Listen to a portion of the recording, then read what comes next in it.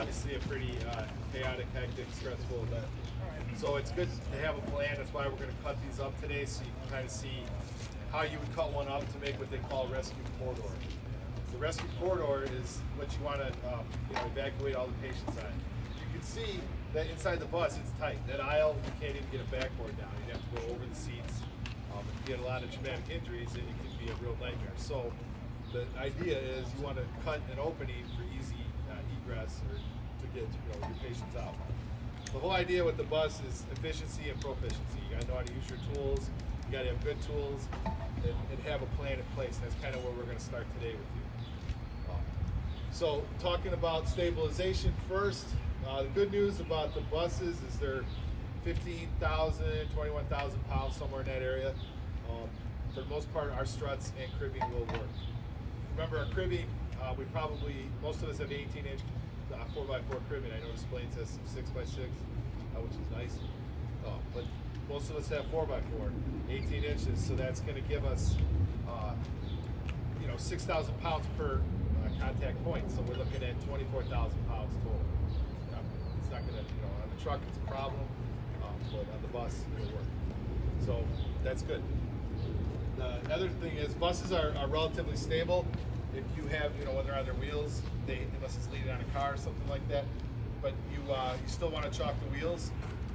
4x4s are not good chalking on the truck or the bus. You want to use the wheel chocks off of your rig to be your best bet, because they're probably not going to have any on you. So it's the same thing. You got you de-energize it like you would on a car. The batteries on this are usually on the driver's side, right below them, marked in a battery box. Easy to get to. Same thing as the truck. Cut it. If the bus is on its side, these are also, believe it or not, pretty stable on their sides because it's flat. So what you got to worry about is the contour of the land that it's on. Are you on a hill? Is it in a culvert or something like that? Is it leaning on a car? That's when you got to start stabilizing. But one access point is because we want to get on the bus relatively quick and calm the children and see what's going on with injuries. So if it's on its side, the easiest way to get in the bus is, instead of cutting a hole, is to just remove the windshield. It's real easy to move. This is the exact same way you'd remove a windshield on a semi. So there's weather stripping going around. There's a middle piece. All I got to do is pull this middle piece out like this. Especially on a hot day, it's going to come off real easy. Wraps around, pull it all off, and you'll be able to push that window right in. We're going to remove, one group will get to do it on the back. We'll remove the other windows, but you'll see that it's pretty easy. It comes off, nice access point to get on the inside. If it's on its wheels and the door is closed, there's a couple ways to get through the door. Obviously, the easiest is if the driver opens it for you, but if they're unconscious or hurt, you might have to make our way in. So one way is we can just do traditional forcing. We'll get in there no problem with our tools. It's a little messy, but another way to attack it is I can remove this weather stripping here, and you can punch through the window. If you have someone small enough, they can actually get in there and open the door from the inside if it's still working. Or you can, if it's an old bus, it'll have hand mechanical controls. You pop one of these windows, take a pike pole, grab the handle, and manually pull it. It'll release the doors. And like I said, if you have to, just do conventional force with our tools, and you're in. Same thing on the back. There's an access door back there. If it's not compromised in the wreck, they're real easy to open. It gives you a big opening there. So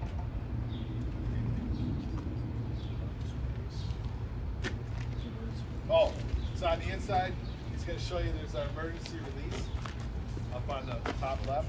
So this is electric operated door, so you gotta have a manual override.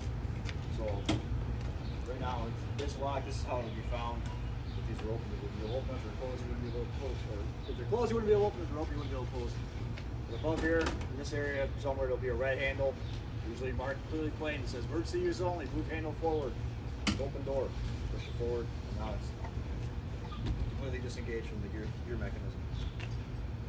All right, Derek's going to go over the landmarks. These rub rails. Start from the bottom. Bottom rub rail. This is going to be for your underride, crash protection. And that's strictly all it's for. This skirt has nothing behind it. just some real small supports just to kind of keep it in place. It's not real structural. When it comes to the stabilization, I wouldn't invest all my cribbing into this. I would probably go a little farther in and try and capture the structural component of the frame. We come up one more level. This is our floor level. So anything above this rail is at the floor level. So you're clear behind it. We need to make a cut for both the floor.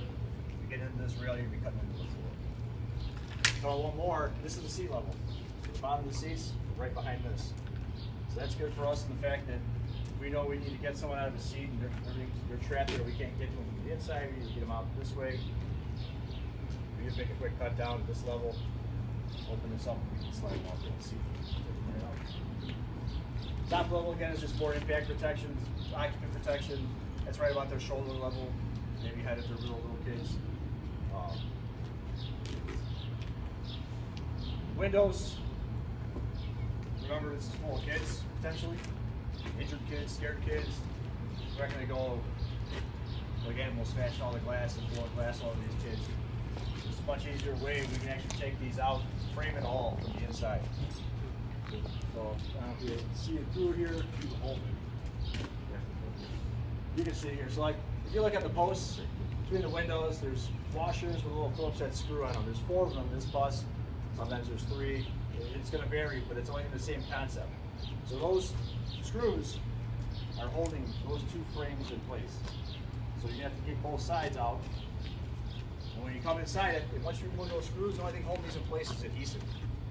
Now sometimes it may fight you a little bit. We've had some that are strong, some that give up real easy. But if you can start prying on that, and maybe just have something push from the outside, that frame will come out to the inside with the glass intact, nice and easy. Now that's out of our way completely. We need to make, we're building for like the rescue corridor, trying to make access and egress points. So we want to make, if we're going to make an opening, make a big opening so we can get everything we need in and out of it. So usually we take 2, we can take 3, whatever we want. But with that glass out, we want to make a big opening, we come right down, take it right to the floor. Come across. Easy way, if you can, the option, is to just cut the legs of the seat off at the floor. With that said, then we can take the seats and that wall all out in one piece. We have a giant opening to get in and out of it. Sometimes you may not be able to get take the seats out with the wall. The seats are mounted 2 to 3 bolts along this rail inside there. They're a little difficult to get to. It's a bit of a challenge for some guys, but the metal's not real hard to break. If you're lucky, you can spread it off. You can cut it off with the cutters. You can saw it off with the sawzall. It's usually your best bet. You got a chisel. We've had mixed results with that. This one.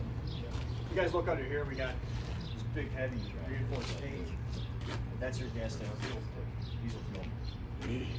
So this protection itself, extremely structural. You can stabilize off of that, and that's fine. Just make sure that you're not putting any pressure on that tank, because you will rupture it.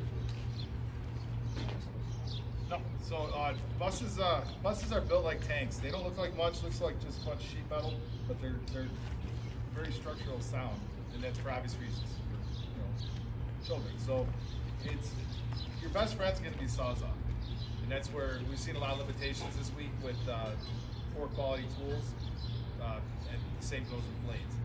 So you'll see if you have battery Sawzalls, you're going to want a good battery life type Sawzall, like 28 volt. Working real well, and then don't chintz on the blades. They make carbide chip blades. They work the best. I know Displays had some. So you'll see if you're cutting and you come across a spot where it's not moving anymore, you're probably hitting another piece of metal, and it could be a hardened steel or any kind of could be a heater like he was talking about. There's something on the other side, so it's good to have a set of eyes on the inside and say, hey, you're hitting the seat bracket or you're hitting this or that. So it's like I said, Sawzall is going to be your friend. Cutters are good, but be ready to go from plan A to plan B to plan C when stuff doesn't work. Don't keep doing the same thing over and over. You should just get the same result, right? What do they call that? Insanity. So now we're going to divide you up in different sections of the bus by company. So we got a gear up, eye protection, hearing protection. Grab Sawzalls, chisels if you want, and any hydraulics that you have, and then a set of irons.